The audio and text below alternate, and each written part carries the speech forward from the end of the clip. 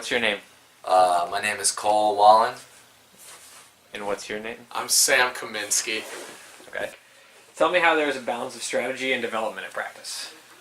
So we have two main sides of Grey Duck. We have like strategy and strategic, when it comes to plays, lines, defensive schemes, all these different stuff, and then also just development, personal goals, throwing, conditioning, all those different personal things, and how we can balance that is really important. So I think that also kind of goes with our coaches, having different ones specialize in different areas, but also just on the team, guys kind of know at practice we're going to have this goal-oriented practice where we work on like a zone defense, and then we're going to work through that the entire practice.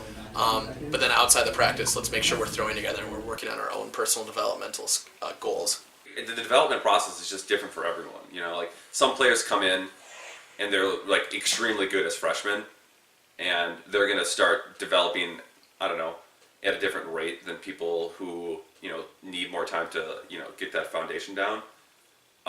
Like for me, when I first came in, I wasn't very good. I played like 1 year in high school, and for the first 2 years or so I was on the team, I didn't get a lot of playing time. But I mean, you're given the opportunity to grow. You just like show up and go to practice and put into work, and you'll eventually get time. You'll just get better by how much you're surrounded by people who are better than you. Practices obviously are huge for us, but workouts outside of practice, we try to get like a workout plan going for the whole team, as well as doing a lot of conditioning, throwing when we can. We live in Minnesota, so it's tough to get outside to do some real windy throwing, but when we do, it's important. And as well as we have acceleration, where Kurt from Acceleration North just makes us run and run and run, and puts us in the best position to play competitive across the country against everybody. So. Jackson, don't let him touch you! Let's go, Jackson! Yes, Jackson! What is it like being surrounded by winning culture and helping develop the start of a winning culture on Grey Duck?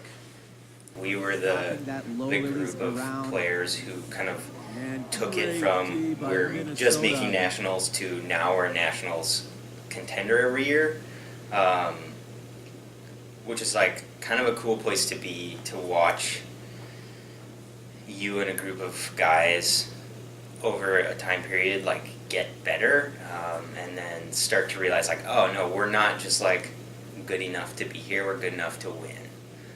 Something we always say, or something I guess I always say, is it doesn't hurt as much as a loss on Sunday. And I think that's something that we kind of take into heart when we're working out, we're running on those treadmills. You're going to be in a lot of pain right now. You might find your head in a trash can, possibly thrown up, but you're definitely going to be, smiling at the end of it because you put in the work and finding the effort so you don't have to take that L on a Sunday. Now it's keeping this going. We are a team that should go to high level tournaments and play high level teams because we are a high level team. And I think everybody that comes to this program kind of understands that now. And, it also comes back to our coaches, our workouts, our practices. We always are putting in the work in order to get to nationals each year. And then not only just get to nationals now, but, we're trying to win. That's 3 in a row for the Duck. In the Twin Cities, when they're playing schoolyard games, they don't play duck, duck, goose. They play duck, duck, Grey Duck. Okay, so everybody talks about family and like how Grey Duck's a family. So what makes Grey Duck a family to you? I mean, it's literally all my best friends in my life are from that team. Just the relationships you build over however long you're on the team, and everything you go through with your teammates, from driving 20 hours to Centex to losing at regionals to winning at nationals. You do all that with your brother, and you really develop a special bond with those dudes. I think our class was the class that started using the like one duck, one love mantra, because it didn't matter like if I had a disagreement with Cheetah about something, like I knew he was gonna have my back, and I definitely was gonna have his back. Grey Duck is family because it goes so much further beyond just the games you play on the field and the practices you have. Grey Duck becomes, hey, who's free on the mall right now to go throw? It becomes, hey, what are you doing this weekend? I'm trying to go out with you. That's true. Yeah. It becomes Who's trying to play some Avalon? It becomes who's trying to play some Avalon. It becomes who's trying to play Fortnite. It becomes, they become your friends, and from what it sounds like from the alumni, they become, your bosses, your coworkers, your brothers for life. You go through all of your college career really caring about Grey Duck, and when you're done, it might feel like it's over, but it's really not. Like me and Kyle, I'm sure other people, all the other alumni do this too. We always follow along we follow along on Twitter and everything for all the games. Like we still care so much about the team. These alumni are so eager to meet you just because you're on the team, and it doesn't matter, what your background is. Like your connection is Grey Duck, and that means that you're my friend, and that's a huge thing.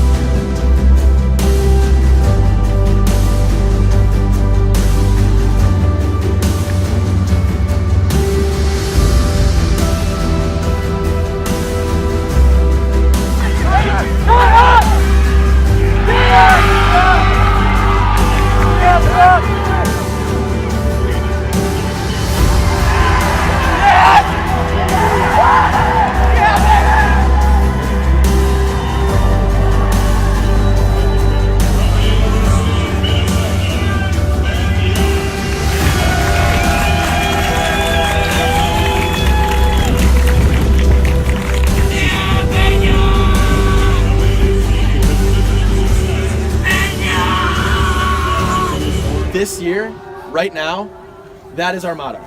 That is what we will be about this year, okay? We need to be in the gym. We need to be throwing.